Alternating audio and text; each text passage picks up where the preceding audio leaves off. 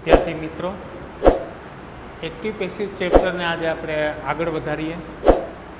અત્યાર સુધી active passive ચેપ્ટરની અંદર 3 અલગ અલગ ભાગ આપણે જોયા. પહેલા ભાગની અંદર આપણે શું અભ્યાસ કર્યો તો કે બેઝિક જોયું. એક્ટિવમાંથી કોઈ વાક્યને પેસિવમાં ફેરવીએ તો શું શું વસ્તુ ધ્યાનમાં રાખવાની.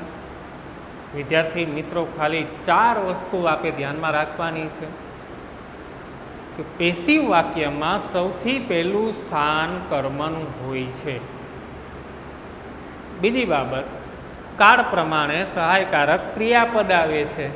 અને ત્રીજી બાબત કે દરેક પેસિવ વાક્યમાં ક્રિયાપદનું ભૂતકૃદંત આવે છે. અને ચોથી બાબત, એક્ટિવ વાક્યનો કર્તા પેસિવ વાક્યમાં બાય દ્વારા જોડાય છે.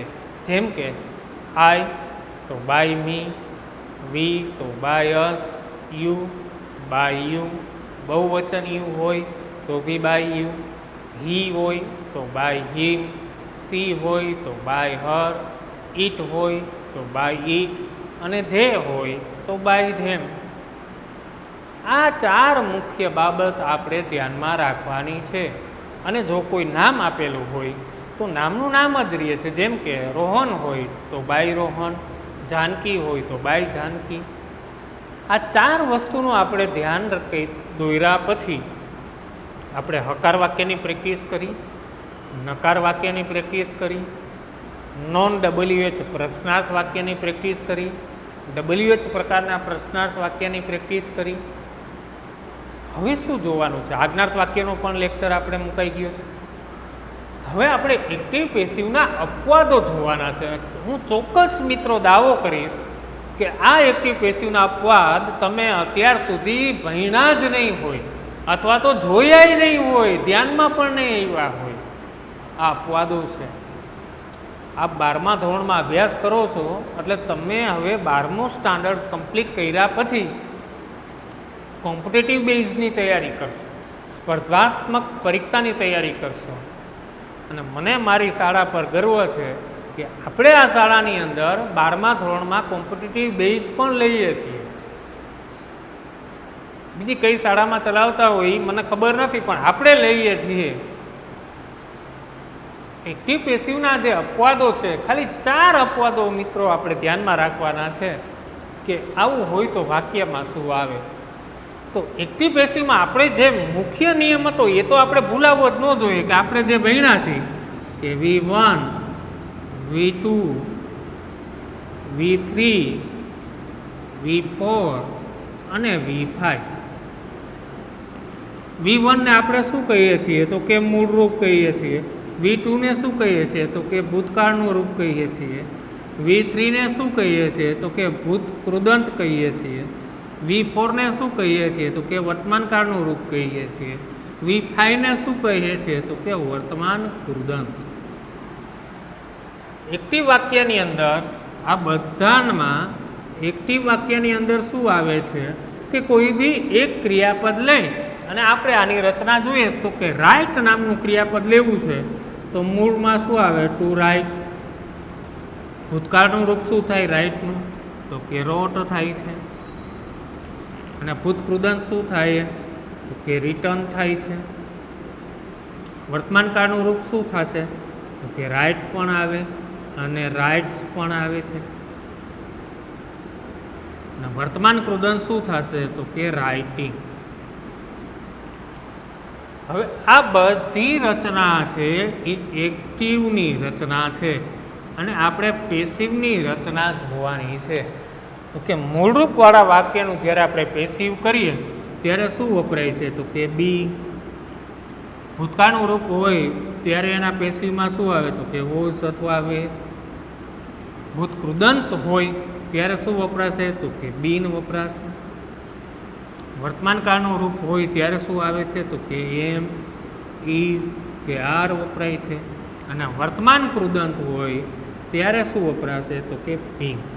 આ બધામાં ક્રિયાપદનું V3 એટલે રાઇટનું V3 શું થાય તો કે રિટર્ન. ક્રિયાપદનું તો હંમેશા ભૂતકૃદંત જ આવશે. આપણે આ 5 વસ્તુનો ખ્યાલ તો હોવો જ જોઈએ.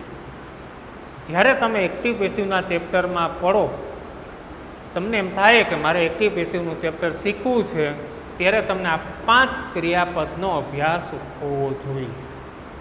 એકદમ ઇઝી છે, તમે યાદ રાખી શકો. મૂળરૂપ શું કહે છે? તો કે આ સાદો ભવિષ્યકાળ છે. આગળ મેં તમને વાત કરેલી છે. સાદો ભવિષ્યકાળ અને સાદા સહાયકારક ક્રિયાપદો મૂળરૂપનું વાક્યનું પેસિવ કરીએ એટલે બી વગાડવું પડે. ભૂતકાળનું વાક્ય હોય એટલે એક જ કાળ આવશે, સાદો ભૂતકાળ. તો કે ભૂતકાળનું વાક્ય હોય તો એની અંદર તમારે વોઝ કે વર લેવું પડે પેસિવની રચનામાં. ભૂતકૃદંત આપેલું હોય વાક્યમાં, એક્ટિવ વાક્યની અંદર, અને તમે પેસિવ કરો તો એને બીન વગાડવું પડે. બીન એને લગાડવું જ પડે. અને વર્તમાન કાળનું વાક્ય આપેલું હોય એટલે કે સાદો વર્તમાન કાળ હોય, એમાં ક્રિયાપદનું મૂળરૂપ પણ આવે છે અને એસ કે ઈએસ પણ ક્રિયાપદને લગાડવામાં આવે છે. એના વાક્યનું તમે પેસિવ કરો તો એમાં એમ ઇઝ આર લગાડવામાં આવે છે. અને વર્તમાન કૃદંતવાળું વાક્ય હોય એટલે કે ચાલુ વર્તમાન કાળ અને ચાલુ ભૂતકાળનું વાક્ય હોય, એ વાક્યનું તમે પેસિવ કરો એટલે બીંગ લેવું પડે છે. આપ બધા જાણો છો, દરેક પેસિવ વાક્યમાં ક્રિયાપદનું શું વપરાય છે? ભૂતકૃદંત વપરાય છે. એ તો આપણે બધા જાણીએ છીએ. આ 5 વસ્તુનો ખ્યાલ હોવો જોઈએ. હવે આપણી જે મેન વાત છે અપવાદો. આ અપવાદોમાં શું ધ્યાન રાખવાનું? તો જનરલી આપણે શું કરીએ છીએ, જો આ વાક્ય આપેલું છે કે ધે નો મી. હવે આ વાક્યનું કોઈ પણને પેસિવ કરવા આપીએ એટલે શું કરીએ? મી કર્મ છે, આગળ આવે એટલે શું થાય? આય. વર્તમાન કાળનું વાક્ય છે, વર્તમાન કાળના વાક્યનું પેસિવ કરીએ એટલે શું આવે? તો કે એમ ઇઝ કે આર. તો આઈ છે તો શું આવે? આઈ એમ. ક્રિયાપદ નો છે તો નોનું V3 શું થાય? તો કે નોન. અને ધે શેના દ્વારા જોડાય? તો કે બાય ધેમ. આમ આપણે વાક્ય બનાવી દઈએ, કોઈ પણને વાક્ય આપીએ એટલે આ રીતે બનાવી દઈએ. મિત્રો, આ વાક્ય ખોટું છે. પ્રશ્ન કરો શા માટે ખોટું? જો વાંચો નિયમ. જો વાક્યમાં નો, એડિક્ટેડ, કમ્પેર્ડ આપેલા હોય, અહીંયા નો આપેલું છે ક્રિયાપદ. જો વાક્યની અંદર નો, એડિક્ટેડ કે કમ્પેર્ડ આવા કોઈ ક્રિયાપદ આપેલા હોય તો વાક્યમાં શું આવે છે? ટુ. ક્યાં ટુ આવે છે? બાયની જગ્યાએ શું આવે છે? ટુ આવે. આ સાચો જવાબ છે મિત્રો. હવે તમે કોમ્પિટિટિવ બેઝમાં બેઠા હોય અને આ જ વાક્ય પૂછાય, ઘણી પરીક્ષામાં પૂછાયેલું છે આ વાક્ય, અને એ વાક્યનો એક ઓપ્શન આ પણ બાય વાળો હશે, એક ટુ વાળો હોય, તો આપણે બાય વાળો કરીને આવીએ. તો આપણી આ ભૂલ ન થાય એટલા માટે આપણે ધ્યાનમાં રાખવાનું કે જો વાક્યમાં નો, એડિક્ટેડ કે કમ્પેર્ડ જેવા ક્રિયાપદ આપ્યા હોય તો વાક્યની અંદર શું મુકાય છે? ટુ મુકાય છે. એટલે અહીંયા બાયની જગ્યાએ શું આવવું જોઈએ? ટુ આવે છે. ખૂબ ઓછા લોકો જાણે છે આ વસ્તુ. આપણે જાણવાની છે. આ પહેલો અપવાદ છે. ખાલી યાદ એ જ રાખવાનું કે વાક્યમાં નો, એડિક્ટેડ કે કમ્પેર્ડ ક્રિયાપદ હોય તો એમાં ટુ આવે છે. બીજો નિયમ શું કહે છે અપવાદનો? જો વાક્યમાં સેટિસ્ફાઈડ, કન્ટેન્ટ, પ્લીઝડ, ડિસપ્લીઝડ, ડિસ્ગસ્ટ આપેલા હોય તો વાક્યની અંદર શું આવે છે? વિથ આવે છે. શું આવશે? વિથ. વિથ ક્યારે મૂકશો વાક્યમાં? તો કે જો ક્રિયાપદ તરીકે સેટિસ્ફાઈડ, કન્ટેન્ટ, પ્લીઝ, ડિસપ્લીઝ, ડિસ્ગસ્ટ આ બધા ક્રિયાપદ આપ્યા હોય તો વાક્યની અંદર વિથ આવે છે. જો વાક્ય આપેલું છે he should satisfy the audience. હવે વાક્યમાં આપેલું છે ક્રિયાપદ શું આપેલું છે? તો કે આર યુ સેટિસ્ફાઈડ. કર્મ શું છે આપણું? તો કે ઓડિયન્સ કર્મ છે. હવે પેશીમાં કર્મનું સ્થાન તો પહેલાં જ આવવાનું છે એટલે વાક્યની શરૂઆત ક્યાંથી થશે? The audience. શુડ. ક્રિયાપદ શેમાં છે? મૂળરૂપમાં છે. તો મૂળરૂપ વાળા વાક્યનું પેસિવ કરીએ તો શું લેવું પડે છે? બી લેવું પડે છે. નિયમ તો બધો એ જ રહે છે, શુડ બી. ક્રિયાપદનું ભૂતકૃદંત આવે છે તો સેટિસ્ફાઈનું ભૂતકૃદંત સેટિસ્ફાય. હવે હી છે તો આપણે શું કરીએ? જનરલી બાય હિમ કરીએ, પણ બાય ન આવે. સેટિસ્ફાઈડ નામનું ક્રિયાપદ છે તો એમની સાથે શું આવે છે? વિથ આવે. મિત્રો બાય નહીં આવે, આ યાદ રાખજો. જો નિયમ શું કહે છે? પહેલો, નો એડિક્ટેડ કે કમ્પેર્ડ હોય તો ટુ આવે છે. સેટિસ્ફાઈડ, કન્ટેન્ટ, પ્લીઝ, ડિસપ્લીઝ, ડિસ્ગસ્ટ, આ બધા ક્રિયાપદ આપેલા હોય તો શું આવે છે? વિથ આવે છે. આ ધ્યાન રાખજો. નિયમ નંબર 3 શું કહેવા માગે છે? જો વાક્યની અંદર શોક, સરપ્રાઇઝડ, અમેઝડ, એસ્ટોનિશ્ડ, એનોયડ આવા ક્રિયાપદ આપેલા હોય, શોક, સરપ્રાઇઝ, અમેઝડ, એસ્ટોનિશ્ડ કે એનોયડ આવા કોઈ ક્રિયાપદ આપેલા હોય તો એ વાક્યમાં શું મુકાય છે? એટ મુકાય છે. આ ધ્યાનમાં રાખવાનું છે.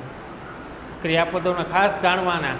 શોક, સરપ્રાઇઝડ, અમેઝડ, એસ્ટોનિશ્ડ, એનોયડ આ બધા ક્રિયાપદ હોય તો શું આવશે? એટ આવે છે.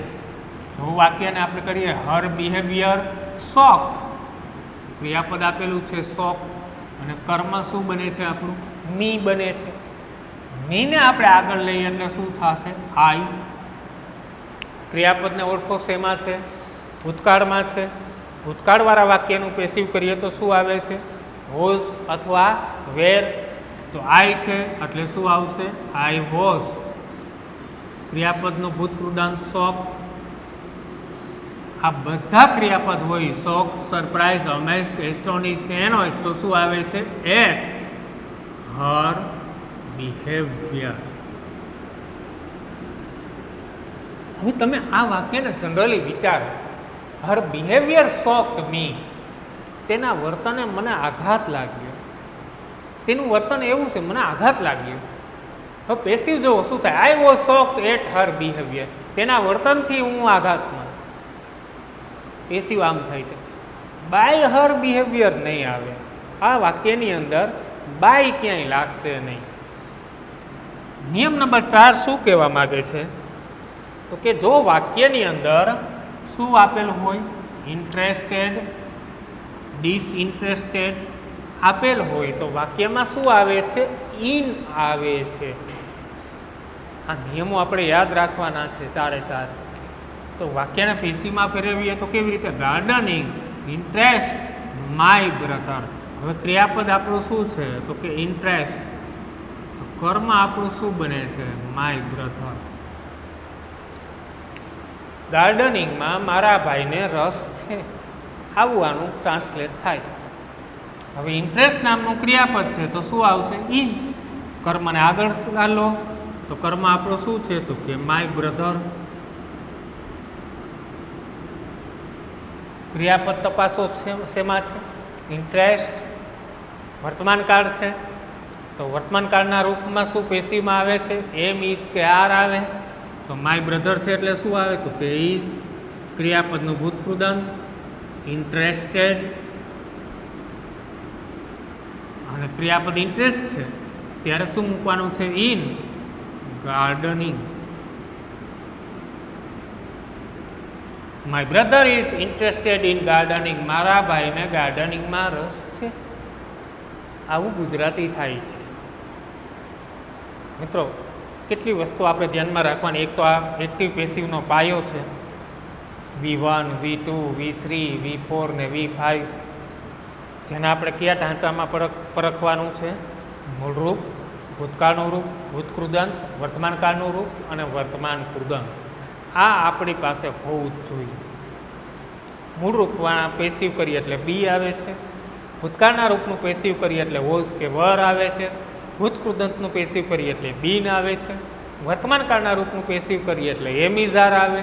ને વર્તમાન કૃદંતનું પેસિવ કરીએ એટલે બીંગ આવે છે. હવે તમારી જોડે નોટ અને પેન હોવી જ જોઈએ. નોટ અને બુકની અંદર તમારે આ ચારે ચાર નિયમને છે એ નોંધવાના છે. શું કહે છે ફરી પાછું રિવાઇઝ કરાવું તમને કે જો ક્રિયાપદ તરીકે નો એડિક્ટેડ કે કમ્પેર્ડ હોય તો બાય નહીં આવે, બાયની જગ્યાએ શું આવે છે? ટુ આવે છે. યાદ રાખવાનું. જો ક્રિયાપદ તરીકે સેટિસ્ફાઈડ, કન્ટેન્ટ, પ્લીઝ, ડિસપ્લીઝ કે ડિસ્કસ્ડ હોય તો શું આવે છે? વિથ આવે છે. ધ્યાન રાખજો, બાયને નહીં લગાડતા. નિયમ નંબર 3 શું કહે છે કે જો વાક્યમાં શોક, સરપ્રાઇઝ, અમેઝડ, એસ્ટોનિશ કે એનોઇડ હોય તો શું આવે છે? એટ આવે છે. અને જો વાક્યમાં ઇન્ટરેસ્ટ અને ડિસઇન્ટરેસ્ટ હોય તો પેસિવ રચનામાં શું વપરાય છે? ઇન વપરાય છે. મિત્રો, આ નિયમો તમે, મને એવું લાગે છે પહેલી વાર જ તમે જાણતા હશો. તમને કંઈક નવું લાગ્યું હશે એક્ટિવ પેસિવમાં, આવું અત્યાર સુધી જોયું જ નહીં હોય. તો આ 4 અપવાદ છે જે એક્ટિવ પેસિવના, એને ખાસ ધ્યાનમાં રાખજો. આગળ જતાં તમે એક પણ કોમ્પિટિટિવ એક્ઝામ એવી નહીં હોય કે જ્યાં અંગ્રેજી નહીં હોય. ઇંગ્લિશના પ્રશ્નમાં આવું જ ગોતશે ટ્વિસ્ટવાળું. જે તમને આવડે છે એમાં તમને ભૂલ કેમ કરવી એ જ એ લોકોનું કામ છે. આશા રાખું છું વિડીયોને બરાબર ધ્યાનથી જોજો, ચારે ચાર નિયમને નોટ ડાઉન કરજો. ન સમજાય તો ફરી પાછો યુટ્યુબની અંદર આપણે અપલોડ એટલે જ કરીએ છીએ. તમે રિવર્સ, બેક જે કરવું એ કરી શકો છો. જેટલી વાર જોવો એટલી વાર જોઈ શકો છો. ખાસ નિયમને નોંધો, યાદ રાખો, સમજો. વિડીયોને લાઈક કરો, શેર કરો અને સબસ્ક્રાઈબ કરો. Thank you.